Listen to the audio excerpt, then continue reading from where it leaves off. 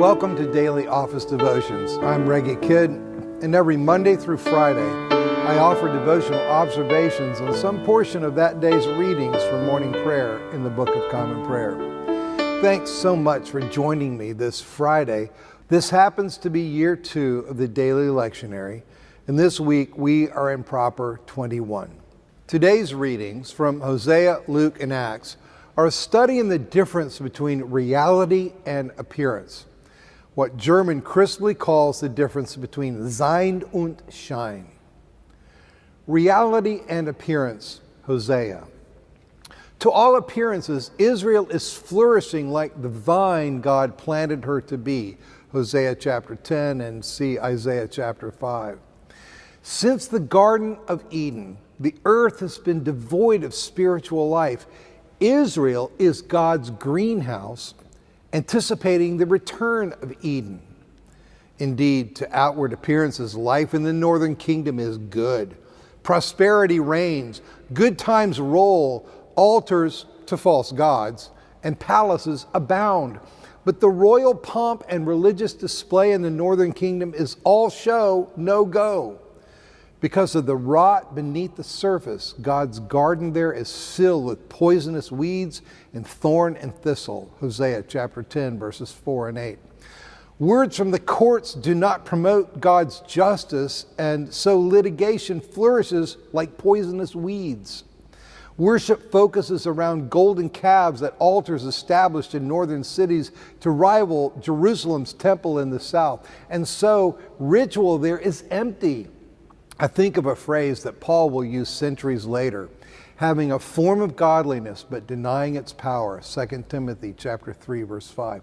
The golden calves will be carried away as tribute to the great king of Assyria. The inhabitants of Samaria tremble for the calf of Beth Avan, literally house of worthlessness, a mocking pun on Bethel, house of God. Its people shall mourn for it, and its idolatrous priests shall wail over it, over its glory that has departed from it.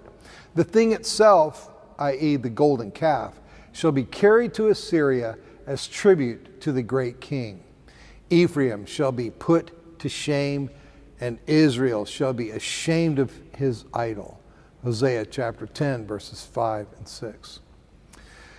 And where the golden calves once stood, supposedly emblematic of Israel's identity of abundant life, there will grow thorn and thistle. Phony religiosity and sham spirituality will be unmasked. Even so, though the exile is inevitable, the call to forsake the illusion always comes. Sow righteousness, reap steadfast love, break up fallow ground, for it is time to seek the Lord, that he may come and rain righteousness upon you. Hosea chapter 10, verse 12. It is always time to seek the Lord. There is always, insists Hosea, time to give up appearance for reality, to turn from shine to Sein. Reality and appearance, Luke. To all appearances, the good life consists in having money to burn, an ample palate, boundless fun, with everybody thinking you're amazing. Jesus says otherwise. Woe to you who are rich, for you have received your consolation. Woe to you who are full now, for you will be hungry. Woe to you who are laughing now, for you will mourn and weep. Woe to you when all speak well of you. Luke chapter 6, verses 24 through 25. To Jesus, the good life involves poverty, hunger, weeping, with everybody thinking you're a nobody. Blessed are you who are poor, for yours is the kingdom of God. Blessed are you who are hungry now, for you will be filled. Blessed are you who weep now, for you will laugh. Blessed are you when people hate you, and when they exclude you, revile you, and defame you on account of the Son of Man. Rejoice in that day and leap for joy. Luke chapter 6, verses 20 through 22. The reality is that the good life consists in a full reckoning with how upside down everything has become since the garden. Pardon me for putting it this way, but it's the good news of sin. The way things are isn't the way things are supposed to be. We saw this truth being expressed over and over again in Ecclesiastes. It isn't always the case that hard work is rewarded. The good guys always win. The real world isn't garbage in, garbage out. Sometimes the boogerheads get put in charge. Sometimes there's no adult on the playground. Sometimes we are living the world of the Lord of the Flies. Despite what parents and teachers tell us as kids, people don't always play by the rules, and cheaters can prosper.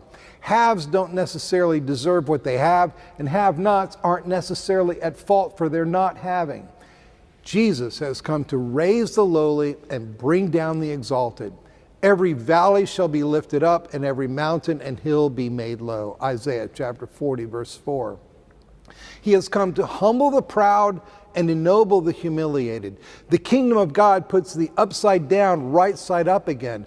Thus, Jesus calls his people to sacrifice for the impoverished, to share the hunger of the famished, to weep with those who weep, and in doing so to be regarded as fools for Christ. 1 Corinthians chapter 4, verse 10.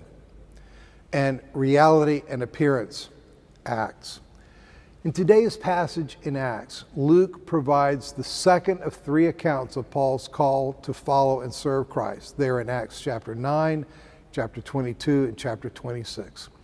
In this account, the voice is Paul's. He wants his fellow Jews to know that his acceptance of Christ is not the renunciation of his Judaism, but a deeper acceptance of it. That's why Paul addresses his Jerusalem audience not in the Greek of his letters to the Gentile churches, but in Hebrew, probably actually Aramaic.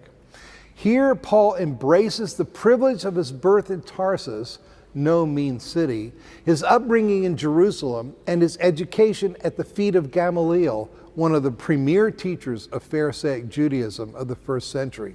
Paul shares his audience's zeal for God, a zeal that their tradition has taught them.